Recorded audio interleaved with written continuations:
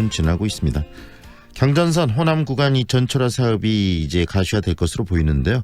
지난주 예비 타당성 조사를 통과했기 때문입니다. 이 경전선 전철화 과연 실현이 되면 어떤 변화들이 이루어지는지 이야기를 듣겠습니다. 예산 확보에 열심히 나섰던 분이시죠. 김경진 의원 연결합니다. 안녕하세요, 의원님.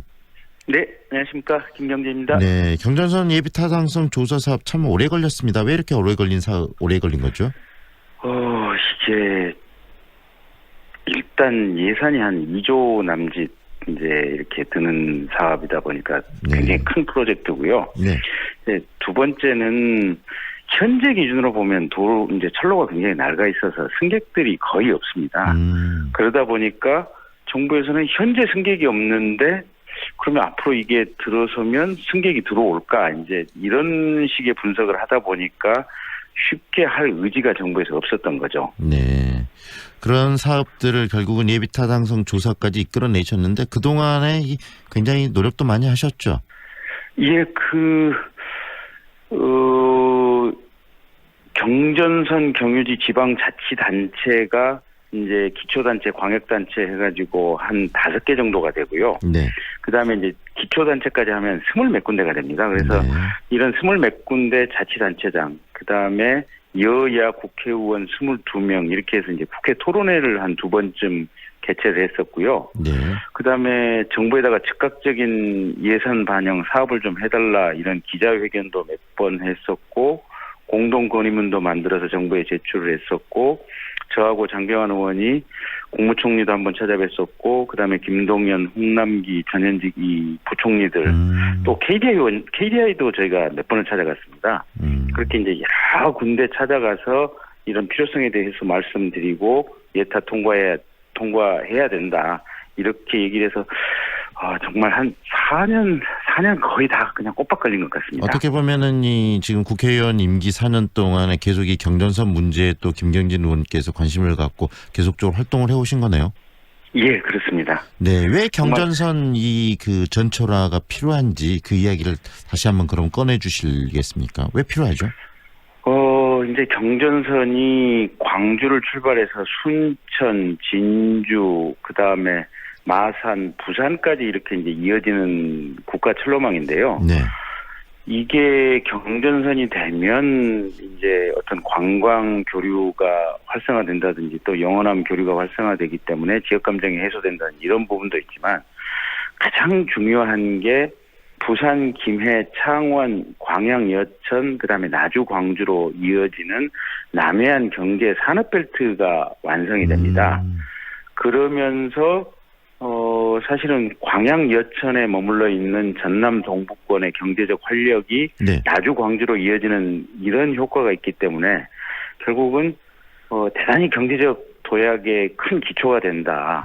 이제 그런 경제적 도약의 기초가 되기 위해서 물류, 어떤 동서횡단 이런 어떤 연결의 가장 큰 고리가 된다는 의미에서 이 경전선이 필요한 겁니다. 결국은 경전선 자체가 이 전철화되고 많은 사람들이 이용하게 되면은 이 호남 지역 경제에 굉장히 긍정적인 영향을 미칠 것이라고 예측하기 때문에 이렇게 활동을 해오신 거네요. 의원님을 비롯해서 많은 분들이. 예, 그렇습니다. 그렇다면 현재 이 경전선은 지금 어떤 식으로 운영이 되고 있습니까? 이게 참 문제인 게요. 그러니까 이제 부산에서부터 진주까지는 이미 전철화가 다 완료가 돼 있고요. 네. 그 다음에 일부 구간은 복선화가 돼 있습니다. 그러니까 철로가 이제 상행 하행 이제 이렇게 두 선로가 다 되어 있는데 유독 지금 광주에서 순천 구간, 그 다음에 진주에서 광양 구간, 근데 이 광주 순천 구간이 핵심인데 90년째 한 번도 이 철로가 개량이 되지 않았습니다. 그래서 굉장히 곡선 형태로 지금 가고 있는 이런 흐름이고요. 네. 그다음에 전기철로가 아니고 디젤 옛날 기관차로 끌고 가는 이런 철로입니다. 네네. 그러다 보니까 광주에서 순천까지 가는 기차가 2시간 반, 차로 가면 오히려 1시간 반이면 가졌습니다. 네네. 그리고 광주에서 부산까지 기차는 지금 6시간이 걸리고 있습니다. 그래서 경전선이 완공이 되면 광주 부산까지는 한 2시간 반대, 그다음에 광주 순천까지는 한 40분 정도면 가능하기 때문에 광주, 순천 출퇴근 충분히 가능한 상황들이고요. 네. 이게 이제 전남대학교 같은 경우도 지금 광주 용봉동 캠퍼스 있고 여수 캠퍼스 있는데 네. 이제 이런 구간들이 매일 뭐 출퇴근하고 이런 것들이 가능한 상황으로 바뀌게 됩니다. 2시간 30분이 지금 40분대로 줄어든다는 이야기 아니겠습니까? 그렇습니다. 그러면 실질적으로 2시간 30분 정말 그 긴 시간이고 지루하고 그다음에 다른 교통수단이 충분히 커버를 하기 때문에 이용하지 않겠지만 40분대로 줄어든다면은 이 전철을 이용하는 이 경전선을 이용하는 분들이 굉장히 많아지고 또 순천, 광주 그만큼 더 가까워지겠네요. 그렇죠. 그러니까 호남선 KTX 고속화를 안 해줄 때 당시의 정부의 논리가 네. 호남선 KTX 고속화 해봐야 승객이 얼마나 있겠느냐. 이거 적자만 날 것이다라고 얘기했는데 예상을 깨고 개통을 하자마자 첫 해에 300억 흑자가 났었거든요. 네네. 지금도 아시겠지만 주말 금요일, 토요일, 일요일은 뭐 광주 송정에서 서울 가는 표 자체를 구할 수 없는 이런 상황들이어서 네. 이게 경전선을 아마 개통하는 순간 광주 또 순천, 여수, 부산으로 가는 이 구간이 폭발적으로 아마 승객들이 늘어나지 않을까 지금 그렇게 보고 있습니다. 특히 부산 한번 가려고 해도 그 5시간이 넘게 걸리기 때문에 쉽게 부산으로 여행을 가거나 또 부산 분들이 이쪽으로 못 넘어오는데 2시간 30분 때면 뭐 서울 가는 느낌처럼 굉장히 쉽게 서로 교류할 수 있는 거 아니겠습니까? 그렇죠. 그러니까 승객들도 2시간 반이면 이제 광주, 부산이 정말 가까운 거리가 되고 네네. 제일 지금 답답한 게 광주 주변에 이제 평동산단이라든지 또는 나주 이런 첨단도시 이쪽에서 어떤 제품을 생산해서 부산항으로 이렇게 물류가 나가려고 한다면 네. 지금 대전까지 가서 돌아서 가야 되거든요. 철로로 운송을 한다고 쳤을 때는. 네네. 근데 이게 경전선이 뚫리게 되면 물류 운송이 굉장히 획기적으로 지금 개선되는 그런 상황이기 때문에 네. 부산 주변에 이제 김해라든지 양산 이쪽 공업단지들 공장들이 굉장히 지금 빡빡하게 차 있는데 네네. 이런 공장들이 나주라든지 광주 주변으로 이전해 올 가능성들이 굉장히 크고 네. 그러면서 일본이라든지 러시아와의 교역량들이 아마 우리 지역에서 굉장히 늘어날 가능성이 높습니다. 결국은 여객철도로서의 역할뿐만 아니라 산업철도로서의 지역 경제 활성화에 크게 기여할 것이라고 지금 말씀을 해 주셨는데요. 그리고 네. 또 이 경전선이 전철화 사업과 함께 빛가람 혁신도시를 거쳐간다면서요. 그 이야기도 좀 해주세요. 그렇게 되면 혁신도시 발전에도 좀 긍정적인 영향을 줄 것 같다는 생각도 드는데요. 그렇죠. 그러니까 지금 광양 여천에 있는 이제 전남 동북권의 어떤 산업적인 기반이 지금 빛가람 이 혁신도시하고 연결이 되면서 네. 정말로 광주 전남 내에 있는 산업 기반들끼리 완벽한 연계성을 띠게 됩니다. 그래서 장기적으로 지금 KTX가 무안 국제공항을 거쳐서 목포로 가서 목포에서 이제 보성 여수로 이어지는 구간, 네. 그 다음에 송정에서 빛가람 도시를 거쳐서 순천, 여수, 광양을 거쳐서 부산으로 이어지는 구간, 이게 통합이 되면서 광주 전남 내의 철도 운송이 완벽한 연계성이 생긴다 이렇게 봐주시면 될 것 같습니다. 네. 이 예비 타당성 조사 최종 통과를 통해서 그러면 이 경전선의 전철화 어느 정도 예산이 투입되는 겁니까? 한 2조 말씀하셨는데 그게 기간이 있을 거 아니겠습니까?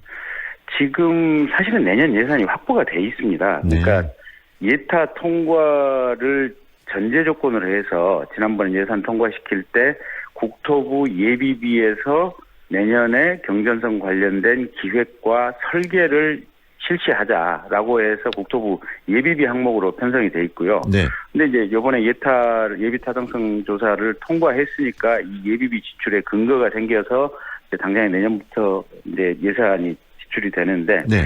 지금 현재 잠정적으로 잡혀 있는 예산은 1조 7,569억 원인데 하다 보면 조금 늘어날 가능성이 있어서 대략 한 2조 내외 정도 예산이 투입될 걸로 그렇게 예상이.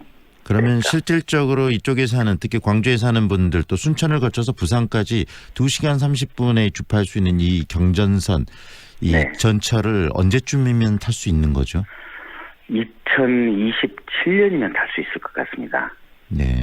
그러니까 7년 후라고 하면 굉장히 이제 길게 느껴지실 것 같기도 한데 네. 어쨌든 철로가 그만큼 중요한 시설이고 철로 공사를 한다는 것이 정말 어마어마한 이게 SOC 투자이기 때문에 이제 7년 정도 시간이 걸릴 것이다라고 보고요. 네.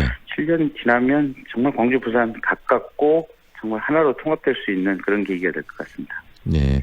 그리고요, 지금 이 경전선이 부산에서 이 송정역까지 오는 것으로 알고 있는데 어떻습니까? 지금 광주역의 활성화 이야기도 나오고 그러는데 이 경전선 자체의 최종 목적지가 송정역이 아닌 광주역으로 오는 이런 부분도 이번 기회에 좀 고민해 볼 필요성도 있지 않을까라는 생각도 드네요. 어떻게 보세요, 의원님께서는?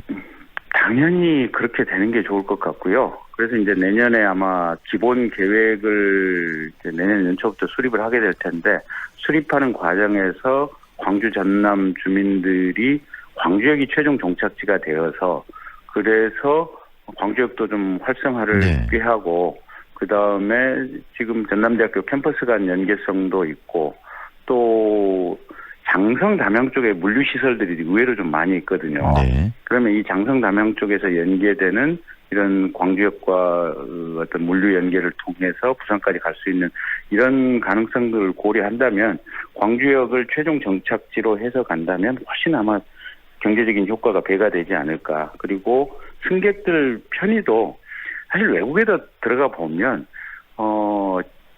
도심 한가운데 철도역이 있거든요. 보면 네. 그만큼 그 지역에 거주하고 있는 도시 주민들의 접근 편의성을 고려해서 지금 도심 한가운데 철도역을 두는 것이기 때문에 광주역도 장기적으로 지금 지하로 이게 이 철도를 탈 수 있는 공간을 지하로 빼버리면 윗부분은 충분히 개발이 가능하고 네. 새로운 시설이라든지 도로가 가능하기 때문에 그런 방식으로 개발을 하면 두루두루 모두에게 유익하지 않을까 싶습니다. 네. 그동안 참 많이 고생하셨다는 생각이 듭니다. 오늘 말씀 여기까지 들을게요. 고맙습니다, 의원님.